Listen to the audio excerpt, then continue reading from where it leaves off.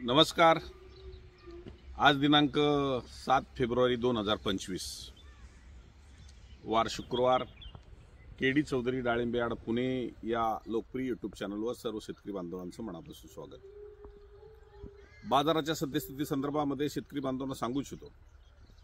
गेल्या 2-3 दिवसापूर्वी मी व्हिडिओ बनवली की जागेवरती माल जात आहेत आणि ते खूप कमी रेटमध्ये जात आहेत, परंतु मार्केटमध्ये काय रेट जातोय हे आपल्यापर्यंत पोहोचत नव्हतं, कारण व्हिडिओ तयार जी माझी सद्यस्थितीची होत नव्हती।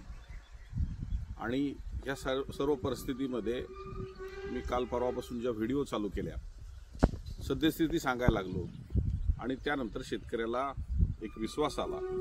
तर आज जो 150-160-170 ग्रॅमचा जो माल स्टार्ट झाला तो 142 रुपयापासून आणि वर साधारणतः 400-450 ग्रॅमपर्यंत 400 ग्रॅमपर्यंतच माल असेल तो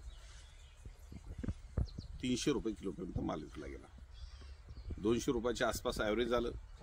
खरं तर असे माल 150, 130, 140 रुपयाच्या आसपास म्हणजे गोटीच्या बाजारातच काही ठिकाणी माल गेलेले आहेत, काही ठिकाणी 150, 155 पर्यंत सौदे झालेले आहेत। पण जर 30, 40 रुपये किलोचा आपल्याला जर फायदा होत असेल अशा मालाचा, तर आता मार्केटमध्ये माल नसताना आपलं नुकसान करून घेतोय। खरं तर राजस्थान किंवा गुजरातमधून पुण्याला माल विक्रीला येतोय, महाराष्ट्रातले माल खूप कमी झालेले आहेत, परंतु त्या मालाला ग्राहक पसंती देण्याच्या अगोदर महाराष्ट्रातल्या मालाला पसंती देतोय। आणि मग अशा परिस्थितीमध्ये आपण जर फसलो जातोय का हे पाहणं खूप गरजेचं असताना, आणि एक तर आता महाराष्ट्रात कुठेही माल नसताना नंतरच्या काळात एक 15 दिवसात महिन्यात आता माल चालू होतील, परंतु आत्ताची परिस्थिती तर माल कुठंच नाही। महाराष्ट्रातल्या टोटल बाजारपेठा बंद आहे आणि जो माल विक्रीला येतोय तो राजस्थानवरून किंवा गुजरातवरून येतोय आणि तो माल 2-3 दिवसाच्या प्रवासामध्ये इथं आल्याच्या नंतर ग्राहकापर्यंत पोहोचतो। त्या मालाची क्वालिटी ही थोडीशी ताजी राहत नाही किंवा खराब त्या लेवलवर होत चालते। आणि मग इथला फ्रेश माल हा आता ग्राहकांना जर मिळायला लागला महाराष्ट्रातला, तर पहिल्यांदा पसंती ग्राहक हा महाराष्ट्रातल्याच मालाला देऊ शकतो। आज मी पाहिलं की राजस्थानमध्ये सुद्धा गेल्या 2 वर्षात एवढी जी आवक होती ती आवक नाहीये। गुजरातमध्ये सीझन चालू होईल, परंतु सीझन जरी चालू झाला तरी गुजरातच्या मालापेक्षा महाराष्ट्रातल्या किंवा राजस्थानच्या मालापेक्षा महाराष्ट्रातल्या मालाला आपल्याकडे जास्त डिमांड ही महाराष्ट्रात जरी असेल तरी ऑल इंडियामध्ये महाराष्ट्रातल्याच मालाला डिमांड हे होते, कारण मी हे 3 राज्याचा व्यापार करत असताना मला जाणवतंय। आणि म्हणून गुजरातच्या मालाला सुद्धा मागच्या वर्षापेक्षा रेट जास्त राहणार आहे, राजस्थानच्या मालाला सुद्धा मागच्या वर्षापेक्षा जास्त रेट राहिले, परंतु आपल्या मालाला सुद्धा महाराष्ट्रातल्या मागच्या वर्षापेक्षा जास्त रेट राहू शकतोय। आणि म्हणून आता शेतकऱ्यांनी विरळून माल काढा। यावर्षी द्राक्षाचाही इफेक्ट आपल्यावरती होत नाहीये, आंबाही लवकर बाजारात जरी आला महाराष्ट्रातला तर त्याचाही इफेक्ट होत नाहीये।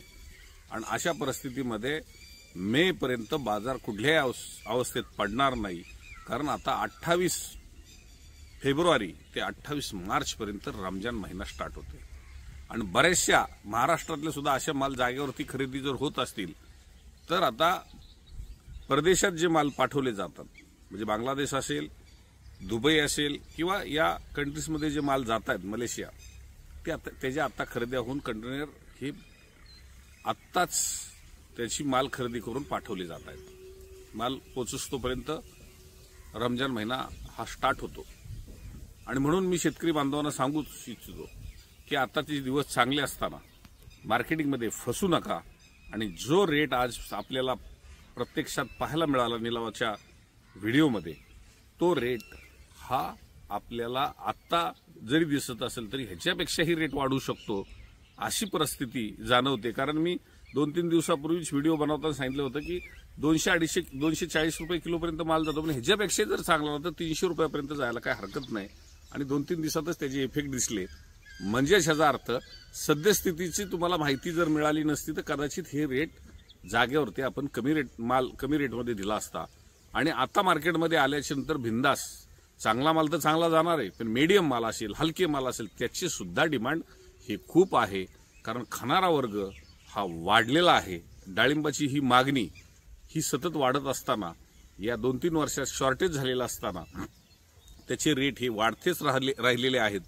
परंतु या सर्व गोष्टीचा जर फायदा घ्यायचा असेल तर आपण दररोजची सद्यस्थिती पहा आणि माल आता पुणे मार्केटला, आपली बाकीची मार्केट तर बंदच आहेत थोडे दिवस, परंतु पुणे मार्केटला 12 महिने ग्राहक वर्ग हा देशभरातला उपलब्ध असल्यामुळं आणि इथल्या सगळ्या सोयी सुविधा ह्या आपल्याला नेहमीच मी सांगत असतो की स्टॉल असेल, मॉल असेल किंवा शेजारी मुंबई असेल, पुणे असेल, गोवा असेल, ही उपनगरं असतील आणि मॉलची खरेदी देशभरातली या ठिकाणून होत असल्यामुळं याचा नक्कीच फायदा माझ्या शेतकरी वर्गाला झाल्याशिवाय राहणार नाही।